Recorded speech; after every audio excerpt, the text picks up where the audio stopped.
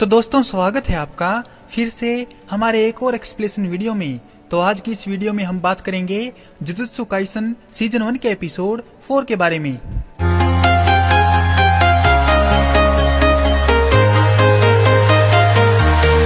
Episode की शुरुआत में हम देखते हैं कि टोक्यो जुजुत्सु हाई स्कूल में कियोटाका एजिची फर्स्ट ईयर के student Yuji Itadori Megumi Fushiguro Nobara Kugisaki को एक जेल में लाते हैं जहां विंडो ने एक शापित गर्भ देखा है। 5 बंदी ब्लॉक 2 के अंदर रहते हैं जो संभावित रूप से एक अव्वल दर्जे की शापित आत्मा को जन्म दे सकता है। कंफ्यूजन में यूजी अव्वल दर्जे के बारे में पूछता है जिसे इजिची अच्छी तरह से समझाता है। वह उन्हें चेतावनी भी देता है कि यदि अंत में उनका सामना अव्वल दर्जे से होता है तो उनके पास भागना या मरना ही आखिरी ऑप्शन है। उनका मिशन है कि जीवित बचे लोगों की पहचान कराना और बचाव करना। कस्टडी में लिए गए एक व्यक्ति की दुखी माँ यूजी को आवाज लगाते हुए पूछती है कि कृपया उसके बेटे को बचा ले। यूजी अपने दोनों क्लासमेट से कहता है कि उन्हें सभी को बचाना होगा। इस धारणा से वे सहमत हैं। इजिची एक कवच बनाता है ताकि वहां पर रहने वाले लोगों को वहां पर क्या हो रहा है इसकी कोई खबर ना लगे। यदि कोई अभिशाप उनके पास आने की कोशिश करता है तो मेगुमी उन्हें चेतावनी देने के लिए अपने व्हाइट डिवाइन डॉग्स को बुलाता है। वे अंदर जाते हैं और मेगुमी यह देखकर सरप्राइज रह जाता है कि वे एक शाप इनेट डोमेन में प्रवेश कर गए हैं। यूजी और नोबारा अजीब तरह से घबराने लगते हैं, लेकिन मेगुमी को भरोसा है कि उनका व्हाइट डिवाइन डॉग किसी भी खतरे को सूंघ लेगा, जिस पर वह दोनों उस डॉग की खातिरदारी करने लगते हैं और कहते हैं, अरे हम बच गए, हम तुम्हें टेस्टी खाना खिलाएंगे, तुम जितना चाहोगे उतना, अगर तुम नहीं होते तो हमारा क्या होता। फिर वह तीनों अंदर फंसे उन इंसानों को खोजने के लिए बाहर निकलते हैं और आखिरकार वे लोग उनके कटे फटे शरीरों पर पहुंचते हैं। उनमें से यूजी को उस दुखी महिला का बेटा तदाशी मिलता है।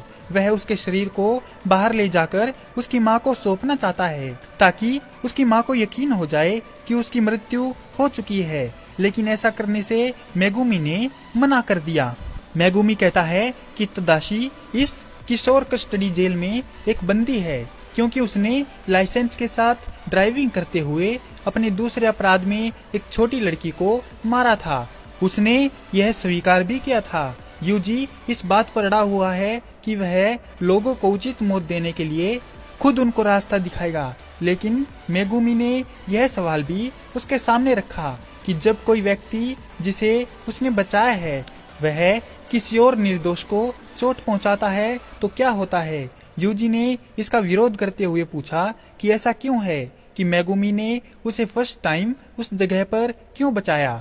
परेशान होकर नोबारा उन दोनों पर चिल्लाना शुरू कर देती है और कहती है, अरे बस भी करो, हद है, बच्चों की तरह क्यों लड़ रही हो, तुम दोनों गधे हो, जरा देख तो लो हम लोग हैं कहाँ पर। लेकिन तभी अचानक एक श्राप के कारण वह फर्श में समा जाती है। मेगुमी इस कंफ्यूजन में है कि उसके व्हाइट डिवाइन डॉग को खतरे का एहसास क्यों नहीं हुआ। मेगुमी को पता चलता है कि व्हाइट डिवाइन डॉग को बिना उसे बताए मार दिया गया है। मेगुमी का कहना है कि उन्हें भागने की जरूरत है, लेकिन उन दोनों का अचानक से अव्वल दर्जे की शापित आत्मा से सामना होता है। वह दोनों डर के मारे जैसे थे वैसे ही खड़े रह जाते हैं, लेकिन यूजी अपने चाकू से उस पर हमला करके पहले वार करने की कोशिश करता है, लेकिन इसी बीच यूजी का बायां हाथ कट जाता है और वही नोबारा कई बड़े मुखौटा सांपों से घिरे एक अजीब लोकेशन में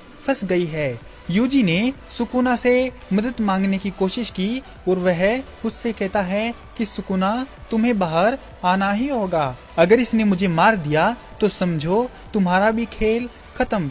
लेकिन उसने इनकार कर दिया और बोला, मैं तुम्हारी मदद बिल्कुल नहीं करूँगा, तुम्हारे अंदर मेरे हिस्से अगर मर भी जाएं तो मेरे इसके अलावा 18 हिस्से और हैं जिससे मैं फिर से जीवित हो जाऊंगा, और अगर तुमने मुझे बाहर लाने की कोशिश की तो सबसे पहले मैं तुम्हारे दोस्तों को ही मारूंगा और सबसे पहले उस लड़की को, वह काफी जोशीली है। उन पर अव्वल दर्जे के अभिशाप ने हमला किया, लेकिन वे उसके शापित एनर्जी एक्सप्लोजन से बच गए थे।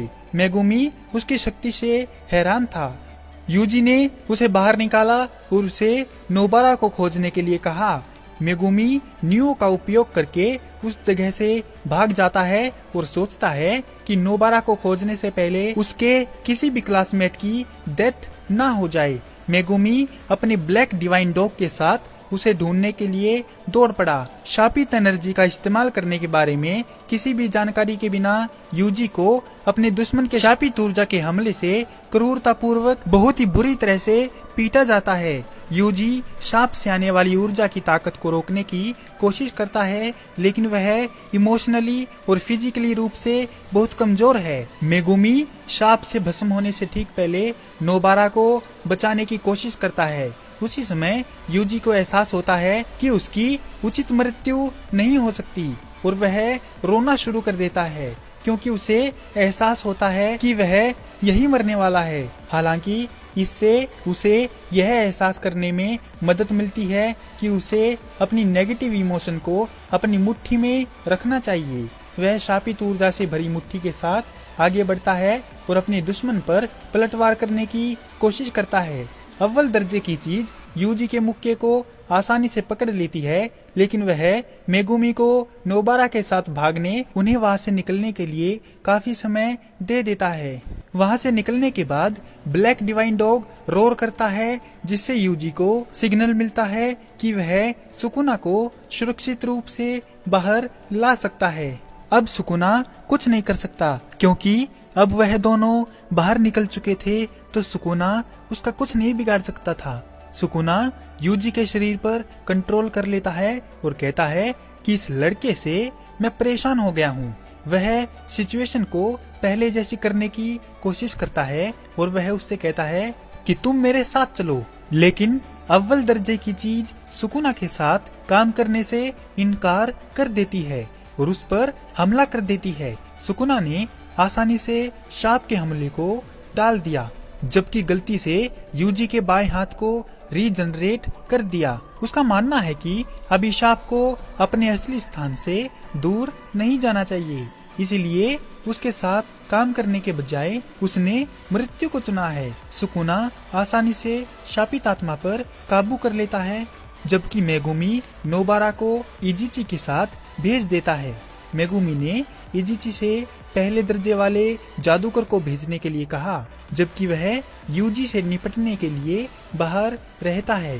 वह सोचता है कि अगर सुकुना ने उसकी बॉडी पर कंट्रोल कर दिया तो मुझे उसे खत्म करना पड़ेगा। अगर सुकुना ने बहुत देर तक उत्पात मचाया, सुकुना ने अव्वल दर्जे के शरीर के टुकड़े टुकड़े कर दिए हैं और उस चीज पर दबदबा कायम किया है।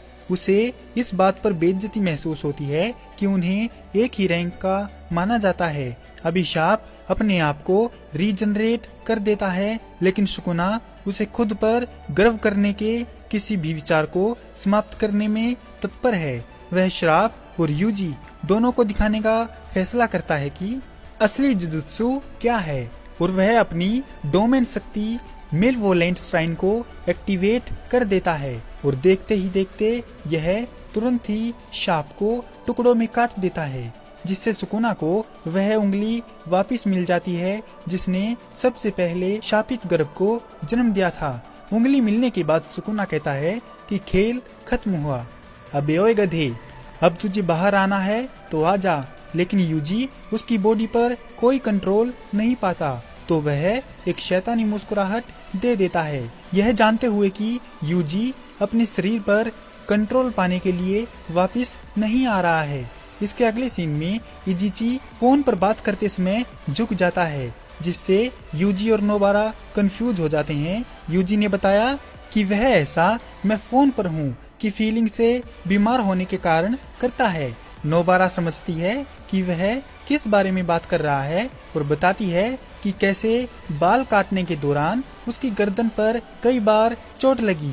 मेगुमी और यूजी ने फोन पर बात करते समय अपनी कुछ खूबियां प्रकट की।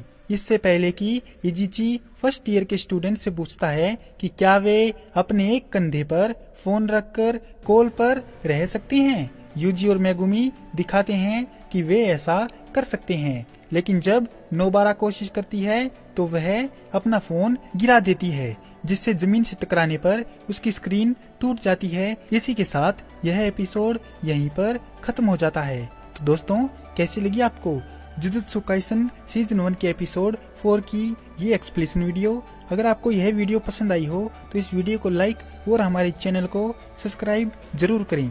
आपका हमारी वीडियो देखने के लिए बहुत बहुत धन्यवाद और शुक्रिया।